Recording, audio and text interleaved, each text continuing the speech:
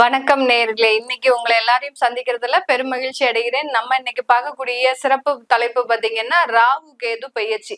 ராகு பகவானும் கேது பகவானும் சர்ப்ப கிரகங்கள், ஜோதிட ரீதியாக நிழல் கிரகங்கள் என்று நம்ம சொல்றோம். இந்த சர்ப்ப கிரகங்கள் ஆகப்பட்டது ஒருவருடைய பாவ புண்ணியத்தை அளக்கக்கூடிய ஒரு அளவுகோலாக தான் இந்த ஜோதிடத்துல நம்ம முக்கியமா பாக்குறோம். பாம்பை பிடிச்சு பலன் சொல்லு அப்படின்ற மாதிரியாக தான் இந்த ஜோதிட ரீதியாக சில பலன்கள் எல்லாருமே இந்த ராகு கேதுவை வச்சு பலனை கணிக்கின்றனர். இந்த ராகு கேது பெயர்ச்சியாகப்பட்டது மே மாதம் 18ஆம் தேதி இரவு 7:36 மணிக்கு ராகு பகவான் மீன ராசியிலிருந்து கும்ப ராசிக்கும், கேது பகவான் கன்னி ராசியிலிருந்து சிம்ம ராசிக்கும் பெயர்ச்சியாகிறார். 1.5 வருடங்களுக்கு இந்த ராசியிலேயே இருந்து ஒவ்வொரு ராசி அன்பர்களுக்கும் கொடுக்கக்கூடிய பலன்களை பற்றி தான் இந்த பதிவுல நாம தெளிவா பார்க்க போறோம். இந்த சேனலை முதன்முறையா பாக்குறீங்கன்னா சப்ஸ்கிரைப் பண்ணிக்கோங்க. பெல் பட்டன்ல ஆல் ஆப்ஷன் சூஸ் பண்ணீங்கன்னா உங்களுக்கு என்னுடைய அடுத்தடுத்த பதிவுகள் நோட்டிபிகேஷனா வந்துட்டு இருக்கும். கும்ப ராசி என்பர்களுக்கு ராகு பகவான் ராசியிலேயே பயிற்சி ஆகிறார். கேது பகவான் 7ஆம் இடத்துல இருக்கிறார்.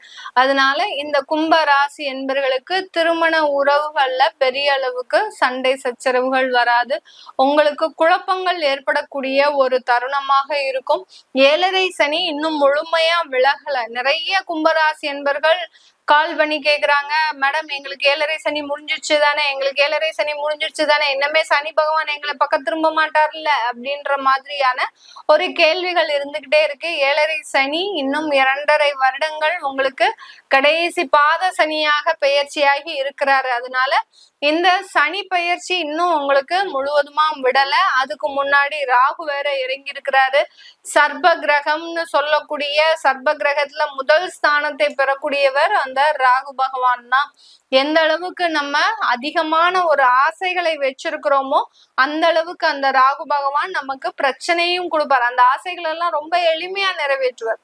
எந்த கவலையும் நீங்க படவே வேண்டாம், எந்த ஒரு உழைப்பும் கொடுக்க வேண்டாம், ஆசை மட்டும் போதும் அவருக்கு. நீ மனசுல ஆசை மாத்திரம் வச்சுக்கோ கண்ணு, உனக்கு நல்ல எல்லாத்தையும் நிறைவேற்றி கொடுக்குறேன் அப்படின்ற மாதிரியாக ஆசைகள் மட்டும் இருந்தா போதும். அந்த ராகு பகவான் ஆட்டோமேட்டிக்கா உங்க உடல்ல இறங்கிடுவார்.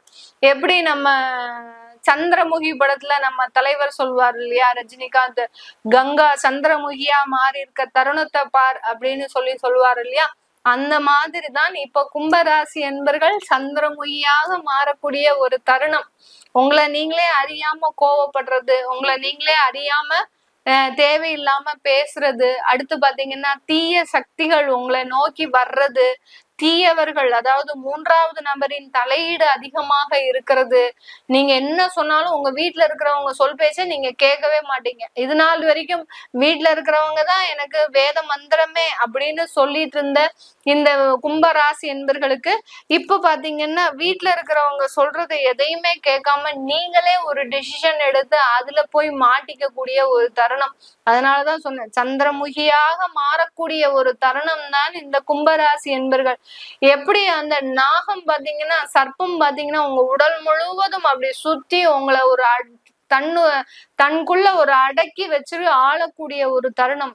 கேது இருந்தா கூட ஒன்னும் பிரச்சனையே கிடையாது. ராகு இருந்தாரு பாத்தீங்கன்னா, சந்திரன் ராகு சேர்க்கை ரொம்ப மோசமா இருக்கும். அந்த அளவுக்கு கெடுபலன்களை கொடுக்கும். மனது ஒரு நிலையா இருக்காது. அதிகப்படியான ஒரு ஆசை போகங்களுக்கு அடிமையாக கூடிய ஒரு தருணம். கும்ப ராசி அன்பர்கள் மாணவ செல்வங்களா இருக்கிறீங்க. ஒரு 18 வயசுல இருந்து ஒரு 25, 27 வயசு வரைக்கும் இருக்கக்கூடியவர்களா இருக்கிறீங்கன்னா ரொம்ப ஆசை போகங்களுக்கு ஆசைப்படாதீங்க. தேவையில்லாத ஒரு ஆடம்பர விஷயத்துக்கு ஆசைப்படாதீங்க. எதை நோக்கி நீங்க ஆடம்பரத்தை நோக்கி நகழும் போது அங்க உங்களுடைய பிரச்சனைகளும் கூடவே வரக்கூடிய ஒரு தருணமாக தான் இருக்கும். இந்த கும்பராசி அன்பர்களுக்கு இதுக்கு எல்லாத்துக்குமே நிவர்த்தி, டெய்லி காலையில எந்திரிச்ச உடனே சூரியனை நிறைய நமஸ்காரம் பண்ணுங்க. சூரிய நமஸ்காரம்ன்றது மிகப்பெரிய ஒரு மாற்றத்தை கொடுக்கும். உங்களுடைய ராசிக்கு அதிபதி அந்த சனி பகவான். அந்த சனி பகவான் கூடிய இடத்துல அந்த ராகு வந்திருக்கிறாரு. இந்த இரண்டோடைய நெகட்டிவையுமே அழிக்கக்கூடியவர் அந்த சூரியன் தான். சனிக்கு பகையே சூரியன் தான். அதனால அந்த சூரியனை எந்த அளவுக்கு நீங்க வழிபாடு பண்றீங்களோ அந்த அளவுக்கு காலையில சீக்கிரமா எந்திரிங்க. கும்பராசி என்பர்கள் உங்களுடைய சோம்பேறித்தனம் இன்னும் மேலும் அதிகரிக்கக்கூடிய ஒரு நேரமாக இருக்கும். சும்மாவே ஒரு நாள் வேலையை 4 நாள் எடுத்து செய்வீங்க. இப்போ இந்த ராகு பகவான் உள்ள இறங்குறதும் பாத்தீங்கன்னா வேலையே செய்ய பிடிக்காது. நிறைய பேரு ராசி என்பர்கள் சும்மா இல்லாம வேலையெல்லாம் விட்டுட்டு வரக்கூடிய ஒரு தருணம்லாம் இருக்கும். எந்த காரணமே இருக்கு, அட போப்பா அவன் சும்மா சும்மா கத்திக்கிட்டே இருக்கிறான், அவனுக்கு கீழே இருந்து நம்ம போட்டு ஒர்க் பண்ணிக்கிட்டு இதெல்லாம் எனக்கு சரிப்பட்டே வராது அப்படின்ற மாதிரியான ஒரு முடிவுலாம் எடுக்கக்கூடிய ஒரு தருணம். அதனால சோம்பேறித்தனத்தை முழுவதுமா கைவிடுங்க. அதிகப்படியான தெய்வ வழிபாடு பண்ணுங்க. வீட்டுல எந்த அளவுக்கு நீங்க தெய்வ வழிபாடு அடுத்து விளக்கு ஏற்றி வழிபாடு பண்றீங்களோ அந்த அளவுக்கு இந்த ராகு பகவான் உங்களை ஒண்ணுமே சொல்ல மாட்டார். அவர் உங்களுக்கு அடங்கி இருப்பாரே ஒழிய ராகுக்கு அடங்கி நீங்க உங்க ராசி என்பர்கள் போயிடக்கூடாது. அதனாலதான் இந்த தெய்வ வழிபாடுன்றது ஒரு முக்கியமான ஒரு மாற்றத்தை கொடுக்கக்கூடிய ஒரு நேரமாக இருக்கும். 7ஆம் இடத்துல இருக்கக்கூடிய கேது பகவான் வெளிநாட்டு வேலை, அடுத்து பாத்தீங்கன்னா பார்ட்னர்ஷிப் தொழில் ஆரம்பிக்கக்கூடிய ஒரு தருணம். அந்த பார்ட்னர்ஷிப்னால கொஞ்சம் கொஞ்சம் டெவலப் ஆகக்கூடிய ஒரு தருணமாக இருக்கும். யாரோ ஒருத்தர் உங்களுக்காக உதவி செய்வதற்காக வருவாருங்க இந்த கும்பராசி என்பர்களுக்கு. அந்த உதவியை நீங்க ரொம்ப கணக்கச்சிதமா, அதாவது நல்ல ஒரு லீகலி, அதாவது பேப்பர்லாம் நல்ல ஒர்க்கா இருக்கணும், டாக்குமெண்டேஷன்லாம் சூப்பரா வச்சுக்கோங்க.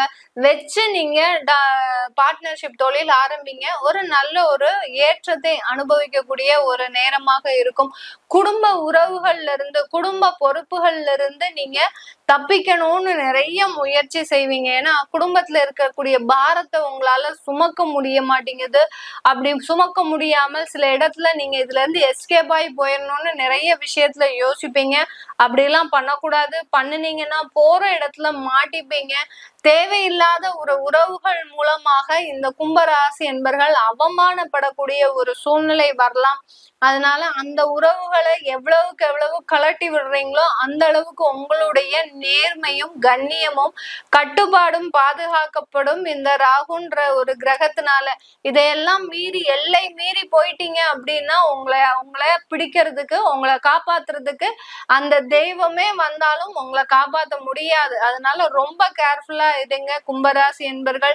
நிறைய கும்பராசி என்பர்களுக்கு மேடம் நீங்க ரொம்ப எதிர்மறையா சொல்றீங்க, நாங்களே நிறைய பிரச்சனைகள்ல இருக்கோம், கடன்காரன் தொந்தரவு அதிகமா இருக்கு, வேலை இழந்து இருக்கிறோம், எங்களுக்கு வேலை கிடைக்குமா?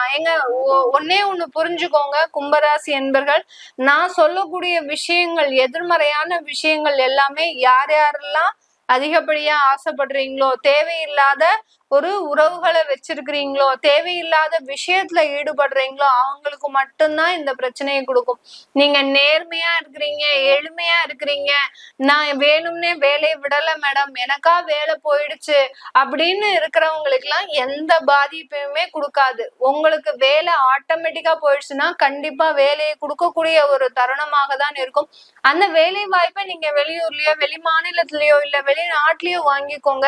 அது ஒரு நல்ல ஒரு முன்னேற்றத்தை கொடுக்கும். திருமணம் தடையாக இருந்தவர்களுக்கு எல்லோருக்குமே இப்ப காலகட்டம் நல்ல ஒரு திருமண முயற்சிகள்ல வெற்றி கொடுக்கக்கூடிய ஒரு காலகட்டமாக தான் இருக்கும். இந்த காலகட்டம் நடக்கக்கூடிய திருமணங்கள், அந்த திருமண உறவு பந்தங்கள் நல்ல நீடித்து இருக்கக்கூடிய ஒரு நேரமாக தான் இருக்கும். உங்களுடைய மனக்குழப்பங்கள் தான் அதிகமாக இருக்கும்.